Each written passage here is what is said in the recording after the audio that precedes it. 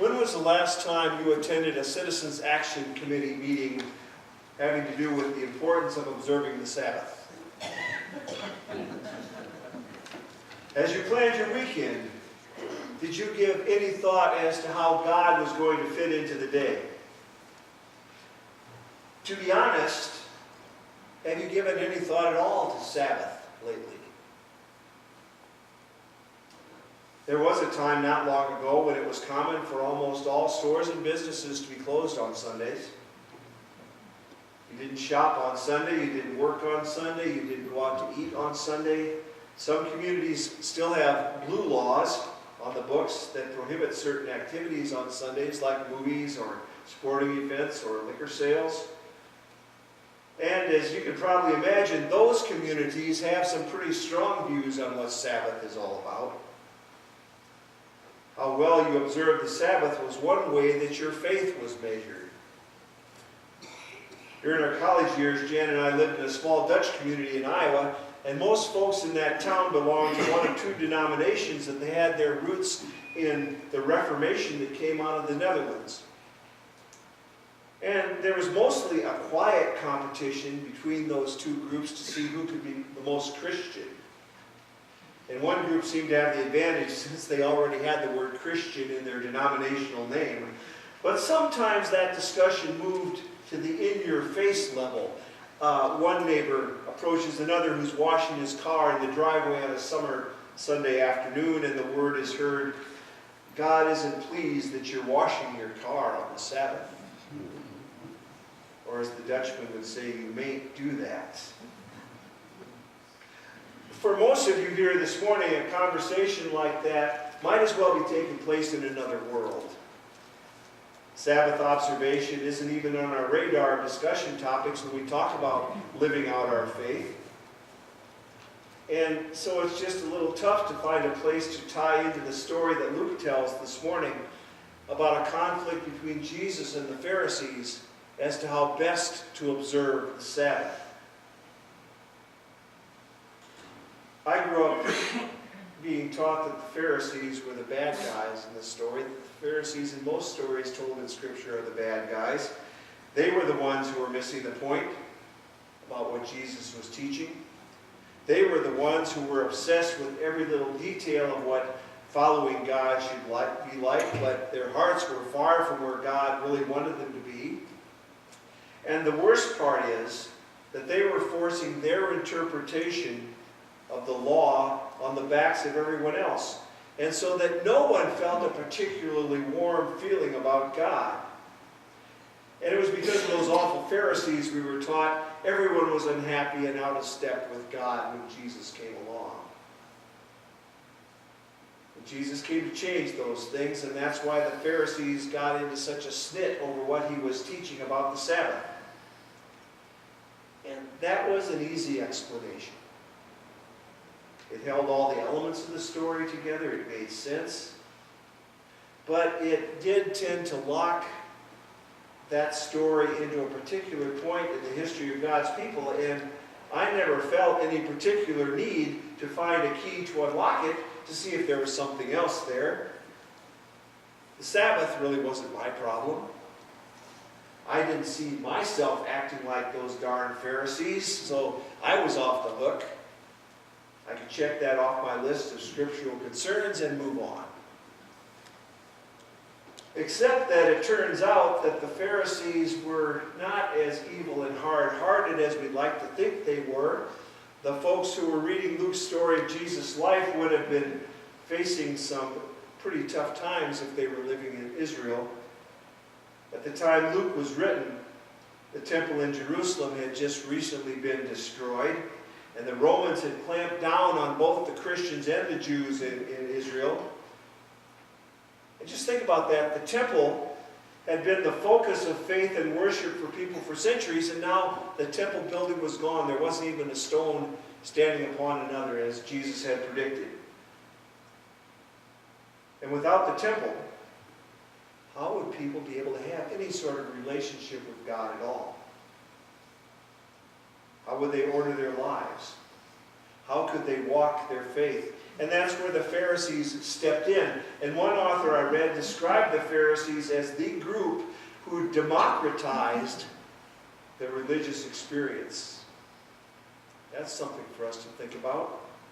They offered people ways to practice their faith anywhere, regardless of whether the temple was there or not, without having the oversight or the interference of religious leaders like clergy. The Pharisees gave the people a list to follow, a handbook to go by that guided them in their faith, that they could make it on their own.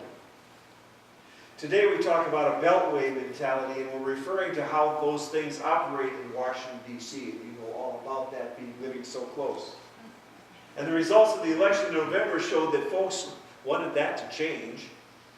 There had been a temple mentality in Israel, and the Pharisees were all about making the people more responsible themselves for working out the particulars of their faith from day to day.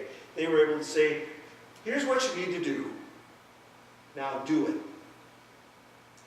And so the Pharisees in the reading for this morning saw Jesus coming in there and messing with the faith of the people.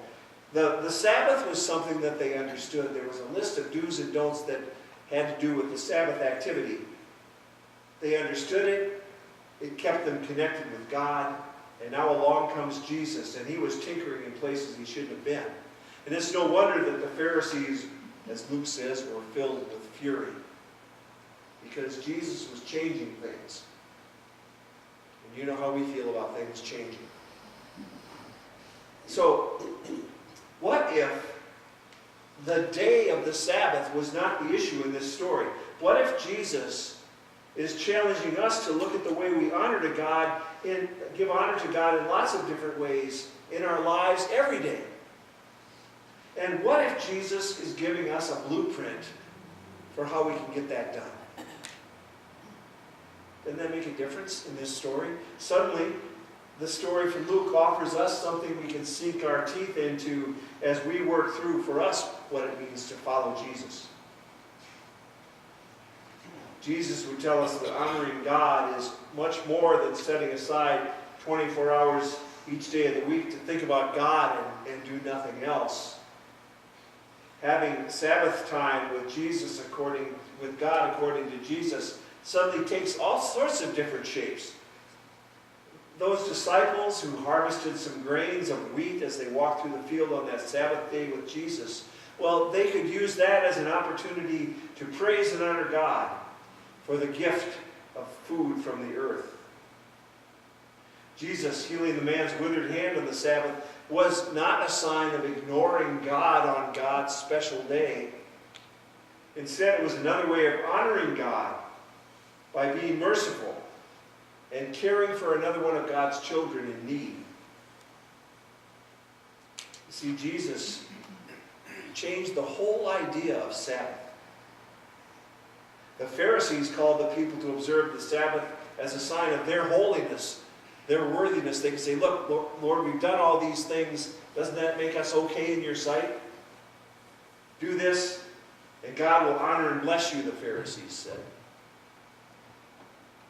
Now Jesus invites us to receive the good news of God's love and forgiveness, and then to use Sabbath as a way to reflect and to share that love. And that's a whole different thing. It's another sign of a shift in how we relate to God. Will God condemn us if we slip up and disobey a Sabbath law? Or will God be glorified and honored when we take a Sabbath moment to step out of our hectic schedule and care for someone in need? Will God be glorified and honored if we slow down from a breakneck pace to appreciate an incredible sunrise or sunset?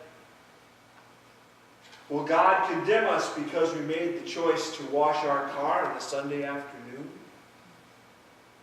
Or will God be glorified and honored by time spent in prayer for the elected leaders of this land and holding them accountable for the decisions and choices that they make that affect all of us?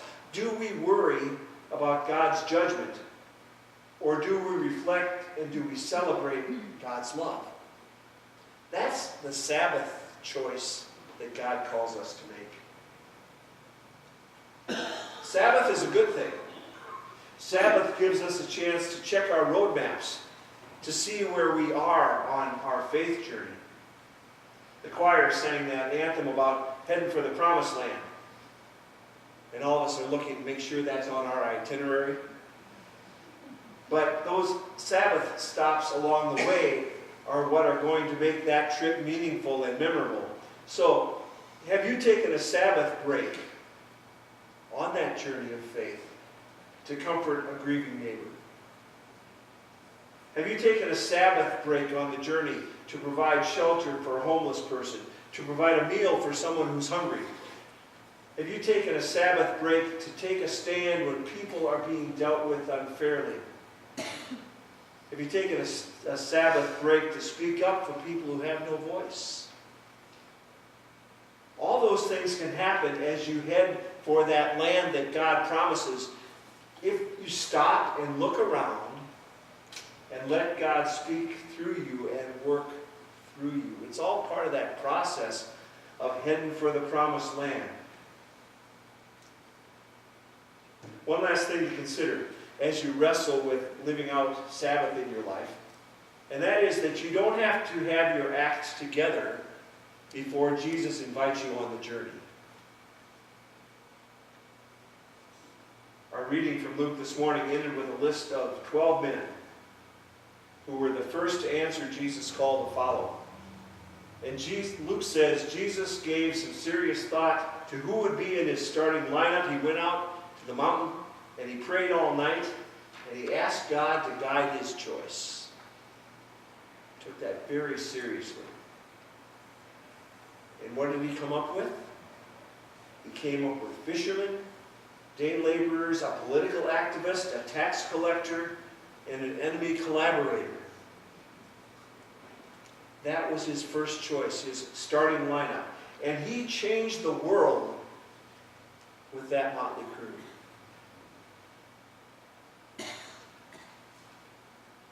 Friends, he's chosen you too. With all your faults, all your shortcomings, all our faults, all our shortcomings. And he will step into the Sabbath moments of our lives, and the world will be changed. Think about that. As every moment of these days to come are Sabbath moments for you.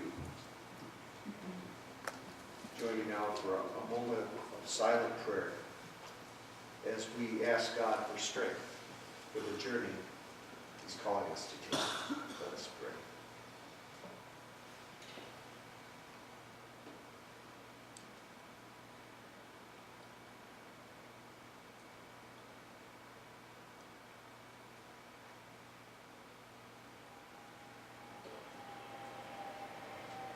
Lord, in the quiet of this moment, give us ears to hear your call. Give us hearts of faith to receive it and move out into our world, to make a difference because your call has changed us. May we take Sabbath moments throughout every day of our lives to see you at work, to catch our breath and to move forward on our journey of faith as we head toward that promised land together. In Jesus' name.